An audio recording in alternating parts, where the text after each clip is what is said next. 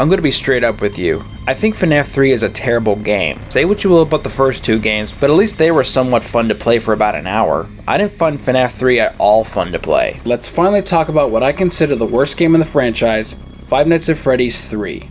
Ugh, what a creepy ass... Wait, what is that thing? Is that supposed to be a bunny or just some creepy looking abomination? Well, anyway, I'm surprised that there's still no options in the main menu. You would think by the third game they would have some sort of options to change the resolution, adjust the audio, or even tweak the controls. How many times are they gonna make the same mistake over and over again? G minus. So this is basically like the first two games where you work at Freddy Fazbear's Pizza, except this time around you're working at a horror attraction called Freddy's Frights. Honestly, that kind of sounds like a lame premise, but whatever, I'll roll with it. So as soon as the game opens up, the first thing that I notice is how unappealing the environment is due to everything looking putrid green. I know it's trying to look scary, but it looks more like I'm working in a shithole. I feel like I should be wearing a biohazard suit before walking in the building. The office looks like a Waffle House bathroom that just so happens to have a desk inside of it. God only knows what kind of filth and diseases are lurking around this place. Hell, this looks like the room where COVID-19 was invented. This is the kind of filth that even rats would turn down. I'm expecting maggots and bugs to crawl out of the walls, kind of like in Resident Evil 7. Besides the truck stop bathroom you're working in, there's the usual suspects. You still got the camera system from the last two games, and you can still honk Freddy's nose. But what are the things that are new in this game? Well, you have a soundboard that will play Balloon Boy sound effects.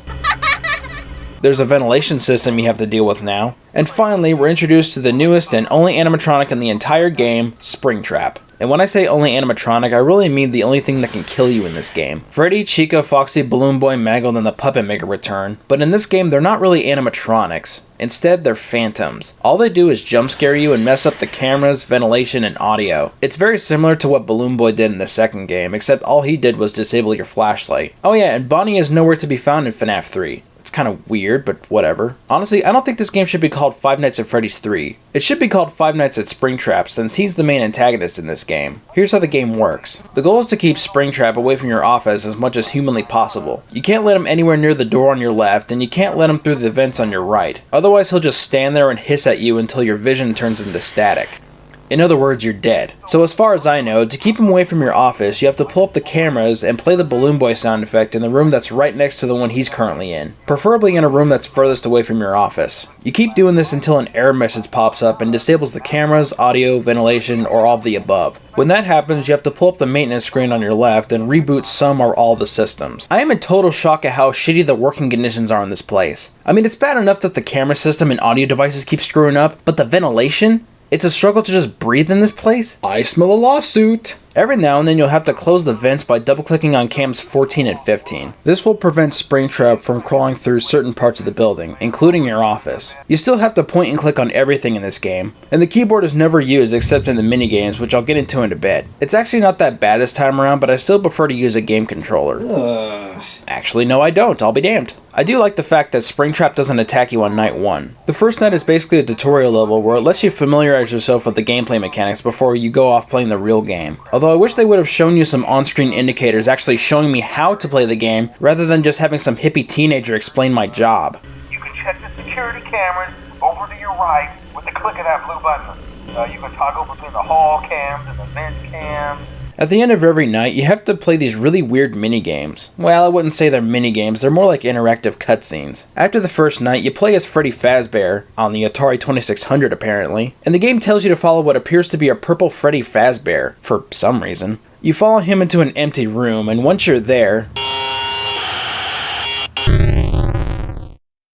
Wait, that's it? You're seriously not going to address that? What the hell was that all about? Can I get any sort of explanation? Well, in the first cutscene, you play as Freddy Fazbear. In the second one, you play as Bonnie. In the third, you play as Chica. And the fourth, you play as Foxy. So far, all 4 cutscenes end in the exact same way. You walk into a room and you get murdered by Barney the purple stick figure. So who do you play as in the 5th cutscene, and how does that one end? I'll never know, because I can't beat this game. So just like in the first 2 games, you're supposed to keep an eye on the cameras to make sure the animatronics are nowhere near your office. Except the cameras in this game are different. The static blinds your vision. Seriously, the static is so bad on these cameras, it makes me wonder why they can't just get better equipment. I don't know what year this game takes place in, but the game itself came out in the year 2015, and at that point in time we had security cameras that had decent looking footage, and none of them had fuzzy static. So again, why can't they just buy better cameras? Oh yeah, I forgot. It's because they're cheap assholes who can't even pay their employees past minimum wage. They're also the same kind of assholes who don't even give a shit about your safety, especially in this game. Not only do they make you work with killer robots, but you can't even breathe inside your own office because the ventilation is so screwed up. Imagine walking inside the office one day only to find this. It's bad enough that the cameras are staticky as all hell, but you can't even see where Springtrap is because the rooms are way too dark. Most of the time I'm just playing the Balloon Boy sound effect in random rooms, just praying that he would magically show up. At one point in time I thought to myself, gee, it would be nice to have flashlights in these rooms, you know, kinda like in Five Nights at Freddy's 2. And if all that wasn't bad enough, the phantoms are what really kills the game for me. If you look at Balloon Boy, Chica, Mangled, or Puppet on the camera for too long, if you look at Foxy while he's standing in the left side of your office, if you look at Freddy sneaking across the window in front of you, they will jump scare you and completely screw up your progress. I played the game for 2 hours and I still couldn't get past night 5. I got so frustrated with the game I went to go look up a strategy guide on YouTube. I thought about trying it again until I got sidetracked and started playing Mario Party 7 on the GameCube, and it was at that point in time that I completely lost interest in Five Nights at Freddy's 3. No interest. I suppose I can use cheat codes just to see what happens at the end. Oh wait, there are no cheat codes in FNAF 3. What the hell? Why doesn't this game have cheat codes? There were cheat codes in the last 2 games, so why not this one? You know what? Screw Five Nights at Freddy's 3. Why even bother playing this when there's plenty of other better horror games out there? On the top of my head, there's the Resident Evil games, Dead Rising, Call of Duty Zombies. I hear Doom's pretty good. I've never played it, but I'd rather play that than the sitting on your ass all night for 6 hours simulator. I mean, by God, I cannot think of a more boring video game franchise. I get so bored playing these games that even Superman 64 starts looking appealing. So according to the internet, FNAF 3 has a good ending and a bad ending. I don't know how to obtain the good or bad ending, and I honestly don't care. The bad ending shows the purple guy getting trapped inside the Springtrap suit. The good ending shows the purple guy getting trapped in the Springtrap suit.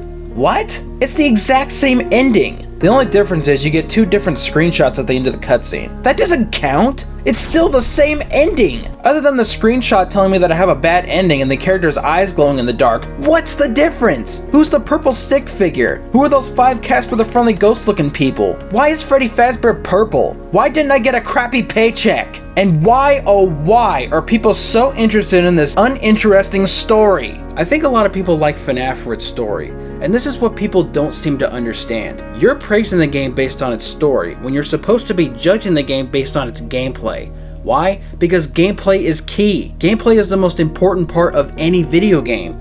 Yeah, sure, you can have a good story with your game, but if the gameplay sucks, then it doesn't matter. If you're only concerned about a story, then go watch a movie or read a book. From what I've heard, there's plenty of FNAF books out there, and there's a Five Nights at Freddy's movie you can go and watch. P.S. I thought the movie sucked too.